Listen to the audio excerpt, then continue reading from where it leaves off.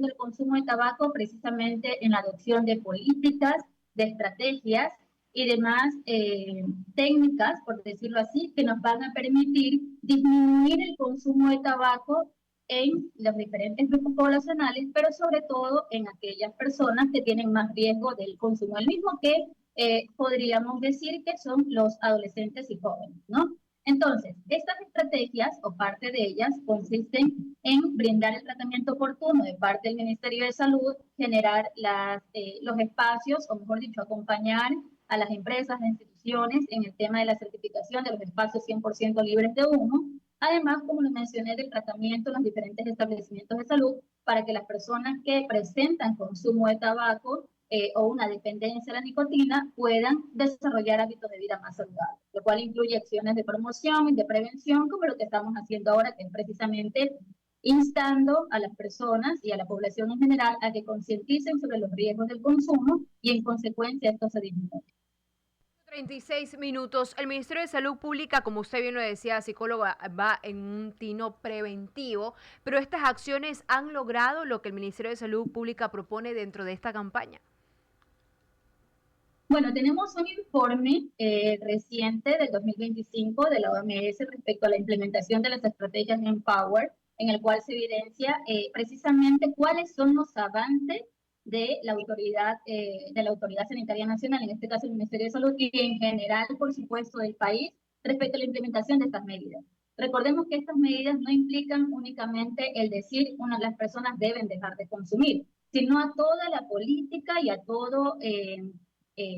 toda la estructura que debe implementarse para precisamente garantizar que el sistema tenga esta política o esta estrategia de prevención de consumo. En este sentido, se establecen constantemente estrategias en las cuales podemos precisamente llegar a la población, tanto con prevención primaria como con prevención indicada, prevención secundaria, es decir, las personas que ya tienen algún tipo de riesgo, que ya han iniciado el consumo, y se desarrollan diferentes estrategias, desde actividades informativas, campañas, estrategias, coordinación interinstitucional, ¿verdad? En los establecimientos de salud constantemente se desarrollan y hemos avanzado en eso. Sí, hemos avanzado al igual no solamente en el tratamiento del consumo o la prevención del consumo de tabaco, sino de otras sustancias, porque recordemos que cuando hablamos de consumo de sustancias, hablamos en general de alcohol, tabaco y otras drogas. Entonces tenemos implementados programas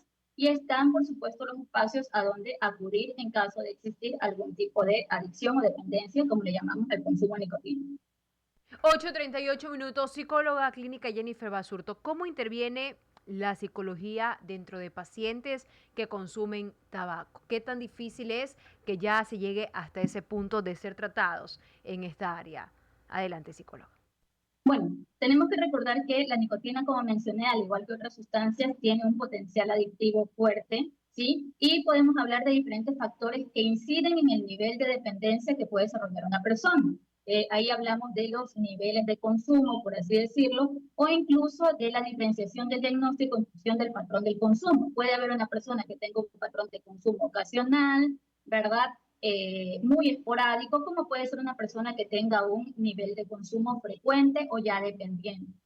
¿Qué hacemos nosotros y qué hace específicamente el psicólogo? Precisamente, las profesionales de salud mental, nuestra tarea es, en primer lugar, abordar de manera exhaustiva la clínica del paciente. Es decir, no solamente decir, consume sustancia y ya, necesita esto aquí, consume esta sustancia que es la nicotina. No, sino abordar las características del consumo, el patrón del mismo, con qué frecuencia se realiza. Y una de las características fundamentales de la dependencia es que se dejen de realizar actividades que normalmente se espera que la persona haga a consecuencia del consumo.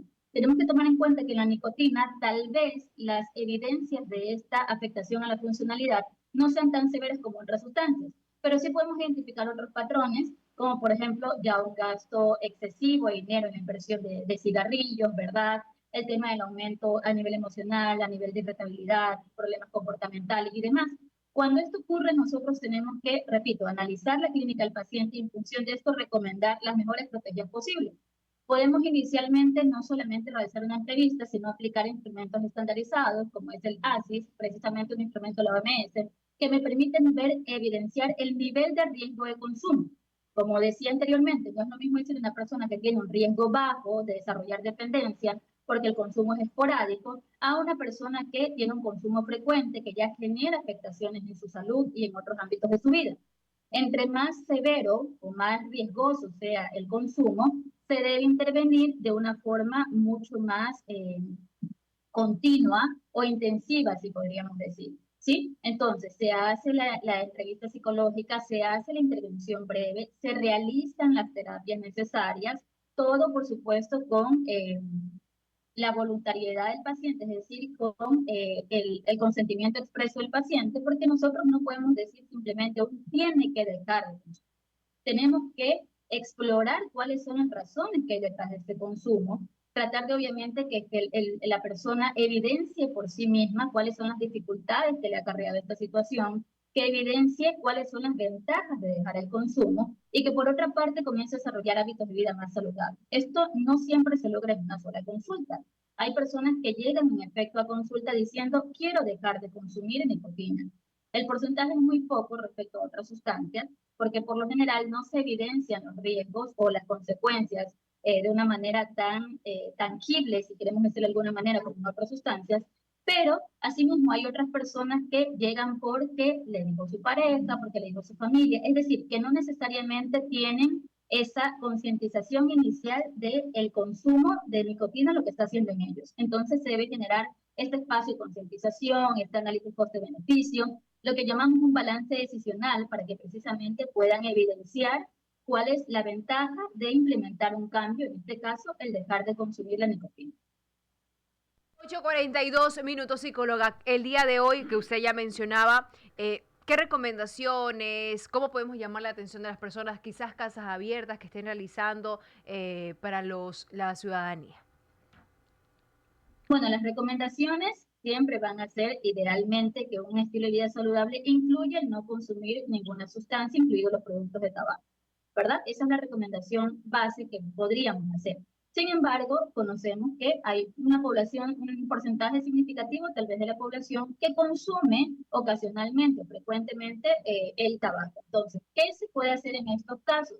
Idealmente, aunque no necesariamente querramos dejar el hábito o no nos sintamos preparados para esto, podemos acceder a una atención en salud inicial en la que pueda identificar mi nivel de riesgo. Mi recomendación base sería a las personas que no consumen, que se mantengan, por favor, así, porque es obviamente lo ideal para su salud física, mental y demás. Pero las personas que tienen algún tipo de consumo y que se sienten en duda respecto a si este patrón de consumo que tienen les puede generar problemas en su salud, o peor aún, que ya sienten que están generando problemas, pueden acercarse a un establecimiento de salud, pueden agendar una entrevista con un psicólogo o por supuesto con el médico. Se aplica la evaluación correspondiente, que es algo bastante corto, se puede hacer en una sesión, y en dependencia de eso se le van a dar recomendaciones específicas para que, en lo posible, si es su intención, por supuesto, deshabitúe el consumo. Recordemos que esto es un proceso que necesita no solamente voluntariedad, sino acompañamiento. Entonces, muchas veces las personas no acceden a los servicios porque consideran o no conocen que están disponibles. Entonces, recordar que estamos o tenemos los servicios disponibles, los profesionales de psicología en los establecimientos de salud, ¿verdad? Que podemos acompañar en este proceso de deshabituación de consumo, tanto del tabaco como otras sustancias. Y muy importante recordar también que los diferentes productos de tabaco, incluyendo los cigarrillos electrónicos y demás, también tienen un potencial de riesgo para la salud. Entonces, siempre informarnos adecuadamente de cualquier producto que consumamos. Perfecto. 8:44 minutos, psicóloga clínica Jennifer Basurto, vocera de la Oficina Técnica 3 del Ministerio de Salud Pública. Algo más que se destacar de esta importante entrevista. Adelante. Sí, precisamente la importancia de la prevención. Este es un mensaje en general para toda la población, pero conocemos que por la etapa de desarrollo, muchos adolescentes, por lo general, son la población que tiende a tener mayor probabilidad de incidencia en conductas de riesgo, incluyendo el consumo de alguna sustancia o el tabaco. Entonces, recordar a los padres de familia la importancia del monitoreo, del acompañamiento, ¿verdad? a los jóvenes, a los adolescentes, identificar oportunamente si hay algún patrón de consumo, no necesariamente castigarlo o de una manera punitiva, generar eso, sino tomar en cuenta que se debe analizar la situación y acompañar al adolescente en este proceso para que evite desarrollar un hábito que por supuesto le va a perjudicar en la salud. Dicho de otra manera, los padres debemos de fortalecer la comunicación con nuestros hijos, debemos implementar y hablar abiertamente, no solamente de lo punitivo, sino también de las ventajas de no realizar o de no tener una conducta de riesgo, porque muchas veces nos centramos en si vas a hacer esto, te va a pasar lo de aquí y se acabó. Y sí, es válido, pero el temor en esta población no siempre genera el impacto que esperamos, ¿sí? O que esperamos como adultos. Entonces lo ideal es orientar, acompañar, aconsejar, ¿verdad? Y generar concientización a través de precisamente ese análisis al que queremos que lleguen los adolescentes, de que indudablemente un estilo de vida saludable que incluya, o mejor dicho, que no incluya el consumo de sustancias, es mucho más favorable en su desarrollo personal y general. 36 minutos, perfecto. Ahí está el análisis y las recomendaciones de la psicóloga Jennifer Basurto. Campaña Ecuador libre de tabaco. Gracias, psicóloga. Que tenga excelente día. Igualmente, muchas gracias. 8:46 minutos, Excelente 8:46 campaña. minutos.